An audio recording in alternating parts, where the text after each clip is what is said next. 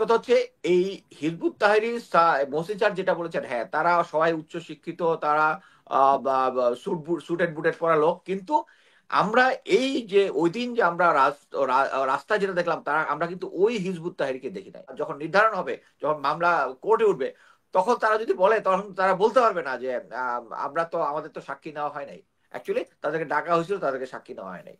But এটা একটা formalities. But আমি মনে করি না যে শেখ হাসিনা সহ তারা কেউ এখানে আসবে। আর শুধু ইসলামিক দলগুলো স্ট্রং বিরোধী দল হতে পারবে বলে আমি মনে করি না। আমি মনে করি যে ছাত্রদের একটা ভালো পটেনশিয়াল আছে, তাদের রাজনৈতিক ইয়া করার জন্য একটা ঐতিহাসিক ভিত্তিও আছে। একটা আগস্ট বিপ্লবের উপরে একটা নতুন দল গঠন করতেছে।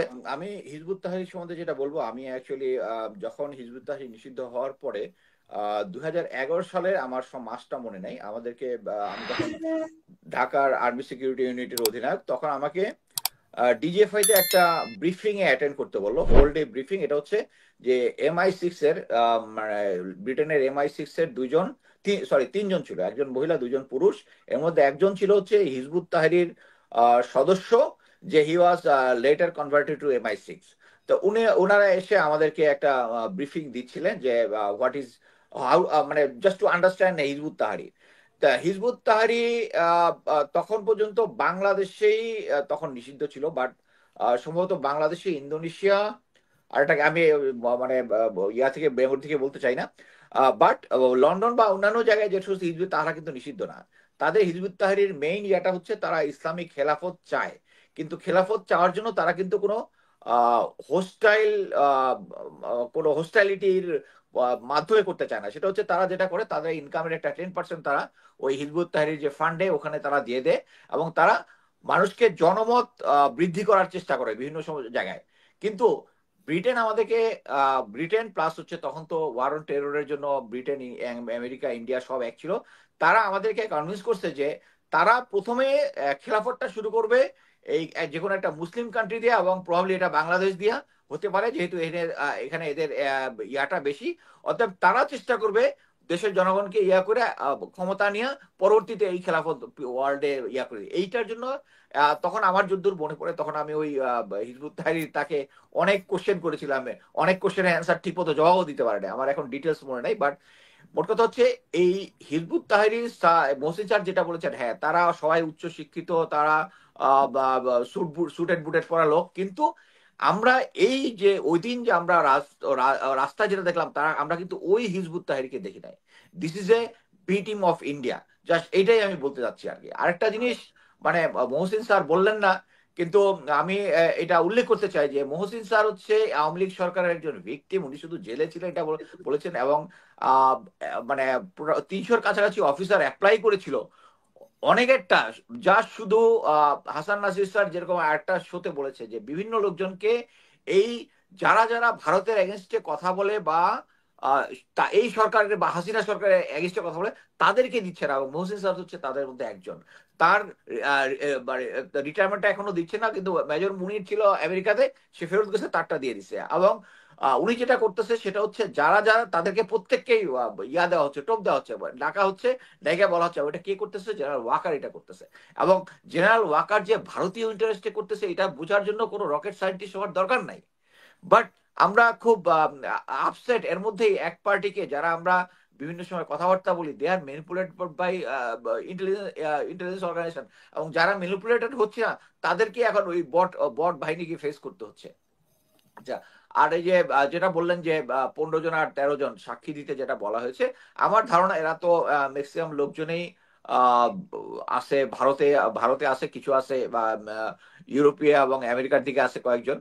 আমার মনে হয় না এরা সাক্ষী দিবে। বাট এরা যদি সাক্ষী দিতে চায়, কারণ এদের এদের কাছে তো ভাইটাল কোনো কিছু নাই, তারা প্রথমেই বলবে যে এই কি বলে, প্রফেসর ইউনূসের সরকার হচ্ছে এটা ম্যানিপুলেটেড সরকার, তারা এতগুলো পুলিশ খুন করেছে, এই যে মানে যেটা আওয়ামী লীগের বয়ান, যেটা এটা কন্টিনিউ হুম। করবে।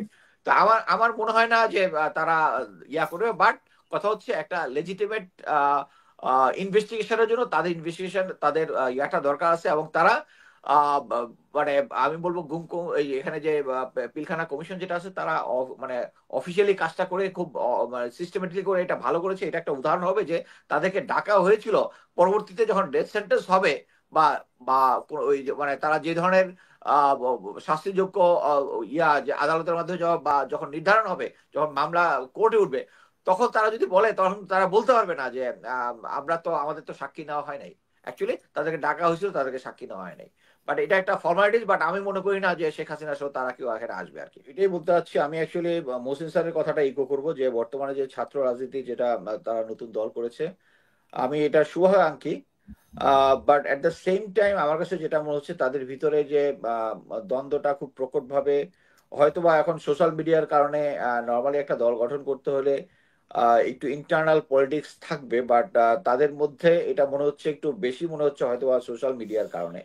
বাট ওই তারা যদি বৈষম্য বিরোধী হয়, আমি ওইটাই বলতে চাই যে প্রাইভেট ইউনিভার্সিটির পার্টিসিপেশনটা আর একটু ভালো হলে তাদের ক্রেডিবিলিটি আরো বাড়তো। এবং আমি মনে করি যে তাদের বয়স অনেক কম, এবং যেটা আছে, একটা হচ্ছে জ্ঞান আর একটা হচ্ছে প্রজ্ঞা। জ্ঞানটা আমি বই পড়ে অর্জন করতে পারবো, কিন্তু প্রজ্ঞাটা করার জন্য এক্সপিরিয়েন্স দরকার। এক্সপিরিয়েন্স করতে হলে তার বয়স হইতে হবে। সে 26 বছর বয়সে 50-60 বছরের অভিজ্ঞতা অর্জন করতে পারবে না। সো আমি মনে করি এই দলটার মধ্যে অভিজ্ঞ সাবজেক্ট স্পেশালিস্ট বলতে আমি বুঝাচ্ছি যে একটা দেশ পরিচালনা করতে হলে যাদের ইকোনমিস্টের দরকার হয়, স্ট্র্যাটেজিক ইয়ার হয়, যারা আইন শৃঙ্খলা বাহিনী, আমলা, বিভিন্ন ধরনের স্পেশালিস্টের দরকার হয়। আহ, এই স্পেশালিস্টের ইয়াগুলোতে তাদেরকে ইয়াং রিক্রুট না করে তাদেরকে অভিজ্ঞ লোকজনকে রিক্রুট করতে হবে। এবং তো পরবর্তীতে তাদের ক্রেডিবিলিটি আমরা পাকিস্তানে অ্যাকচুয়ালি দেখেছি, সে কিভাবে ইমিডিয়েটলি ইমরান খানের দলটা কাম আপ হয়েছে। দুইটা তাদের দুইটা ইয়ার পাকিস্তান পিপলস পার্টি আর একটা, যেটা দুইটা পার্টির পাশাপাশি যেভাবে উত্থান করেছে, উত্থান সম্ভব যদি সঠিক গাইডলাইন পায়। আমি ওদের সবচেয়ে বড় সাপোর্টার এই কারণেই যে তাদের মধ্যে এন্টি ইন্ডিয়ান সেন্টিমেন্ট আছে। আমি মনে করি বাংলাদেশের বর্তমান রাজনীতি হচ্ছে এন্টি ইন্ডিয়ান, যে ভারত আমাদের সাথে যে দাদাগিরিগুলো করেছে, এটার এগেনস্টে কথা বলবে, তারাই জনগণের কথা বলতেছে। এটা অলরেডি জনগণের মধ্যে বুঝে গেছে, কিন্তু প্রতিষ্ঠিত রাজনৈতিক দলগুলো আমার মনে হয় এখনো জিনিসটা রিয়েলাইজ করতে পারতেছে না। এবং আমাদের সাথে যেটাই হয় ভবিষ্যতে, আওয়ামী লীগের সরি ভারতের সাথে যে সম্পর্কটা হবে, এটা নিজেদের স্বার্থ সংশ্লিষ্ট রিলেটেড। এখানে যদি আমাদেরকে এই যে এখন আমরা দেখতেছি পাকিস্তান থেকে আমাদের অনেক মানে নিত্য প্রয়োজনীয় জিনিসপত্র আসতেছে, কি জন্য? কারণ they give us a good deal, এবং অন্যান্য দেশগুলো দিচ্ছে। এবং এই কারণে কিন্তু আমরা ভারত থেকে এখন পেঁয়াজ বা অন্যান্য জিনিস আমদানি করতেছি না। সো ভারতকে বুঝতে হবে যে তারা এটার জন্য লুজ, আমরা যেটা করতেছি তারা তারা আরো বেশি করতেছে। সো এই দুইজনের trade deficit and other thing, এটা সাম্যের ভিত্তিতে হতে হবে। এবং এটা যে নতুন রাজনৈতিক দল আনবে, এবং আমি মনে করি যে বর্তমানে প্রফেসর ইউনূসের দল অ্যাটলিস্ট ফরেন পলিসি এবং ডিলিংস উইথ ভারতের সাথে যে ডিলিং করতেছে, এটা সঠিক পথে আছে।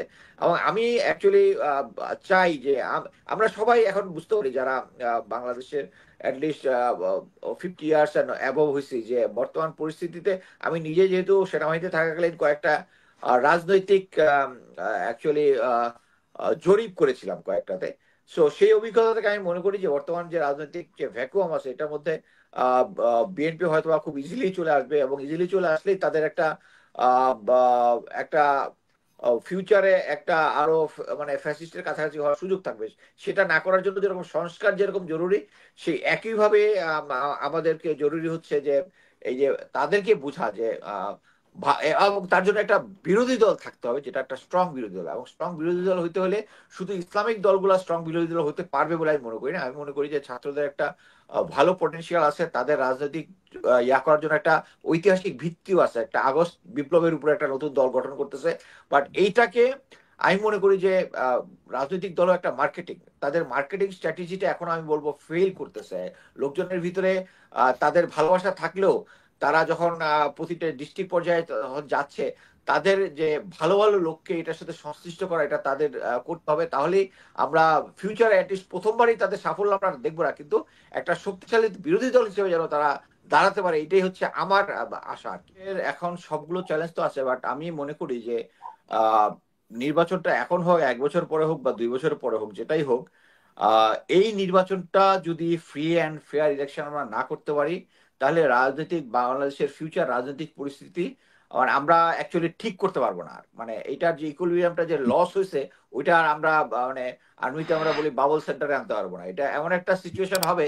সো এখন আমাদের উচিত যে কোনো সিচুয়েশনে যে আগামী নির্বাচনটা যেন ফ্রি অ্যান্ড ফেয়ার ইলেকশন হয়, এটা এনশিওর করা। এবং আমি মনে করি জেনারেল ওয়াকার যদি ক্ষমতায় থাকে, তখন যদি হয়, তখন ফ্রি অ্যান্ড ফেয়ার ইলেকশন হওয়ার চান্সটা অনেক কমে যাবে, অনেক কমে যাবে। ধন্যবাদ।